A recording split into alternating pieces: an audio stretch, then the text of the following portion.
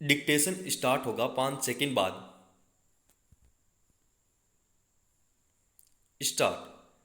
समय परिवर्तनशील है। इतिहास स्वयं को दोहराता है। सत्य तीनों कालों में समान रूप में रहता है। संवाद से मिथक टूटते हैं, नए मार्ग प्रशस्त होते हैं। यह सही है कि शासन व्यवस्था को लेकर आज समय बदल चुका है। राजा नहीं रहे, शासन लोक के हाथ में है। लोकतंत्र है, किंतु चाहे देश की बात हो या प्रदेश की, जो भी शीर्ष पद पर है उसकी नीतियां व काम करने के ढंग का असर समूचे देश प्रदेश पर पड़ता है। हर बार कामकाज की तुलना नेतृत्व को लेकर ही की जाएगी।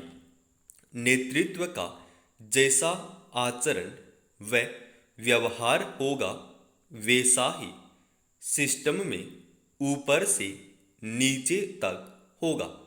जनता का नजरिया भी इसी कामकाज के आधार पर नेतृत्व के प्रति बनता है। इंडियन एक्सप्रेस में मौलश्री सेठ का समाचार पढ़ रहा था।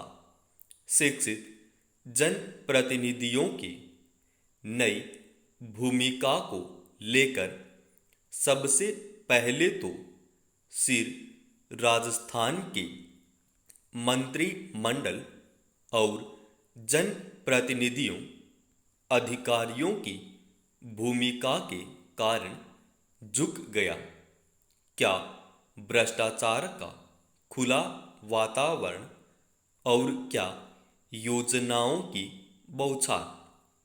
विपक्ष और केंद्र पर पथराव, खजाने की कंगाली और नेताओं संबंधियों की विकास में भूमिका। भ्रष्टाचार के ऐसे ही उदाहरण दूसरे राज्यों में भी सामने आते रहते हैं। इसके बावजूद लोकतंत्र में हमें उत्तर प्रदेश के सामने श्रेष्ठ माना जाता है।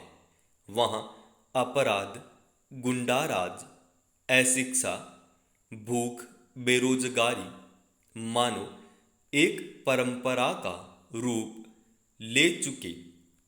उसके बाद एक धर्माचार्य ने राज्य की कमान हाथ में ली।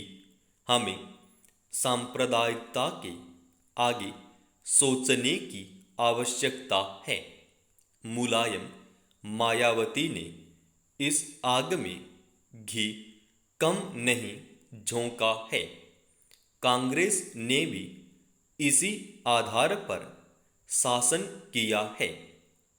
आज भाजपा हिंदुत्व का झंडा लिए है। शायद ये आगे भी चलते रहेंगे।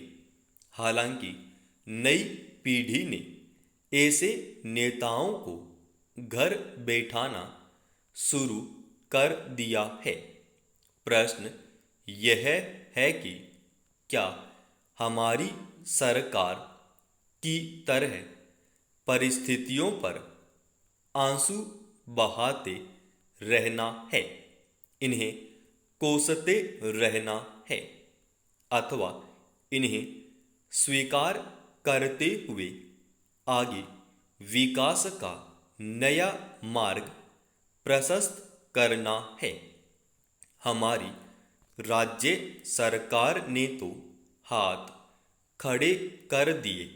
संघर्ष का सामर्थ्य भी नहीं है और जनता का विश्वास भी दो बंदरों की लड़ाई के बाद उठ गया।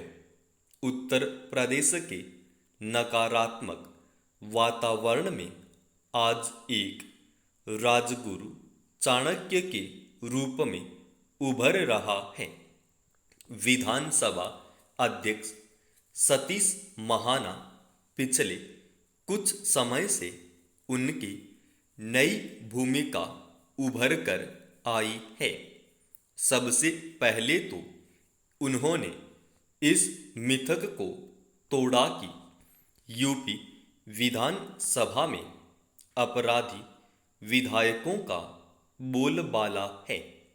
वर्तमान विधानसभा में 18 सदस्य डॉक्टर, 16 इंजीनियर, 15 प्रबंधन डिग्रीधारी, 70 विधि स्नातक, 47 महिलाएं, 126 प्रथम बार चुनकर आने वाले तथा 50 सदस्यों की आयु 40 वर्ष से कम है। विधानसभा अध्यक्ष इन सब को प्रेरित कर नेतृत्व के साथ साथ अपनी व्यावसायिक योग्यता का उपयोग करने पर जोर देंगे। समाप्त।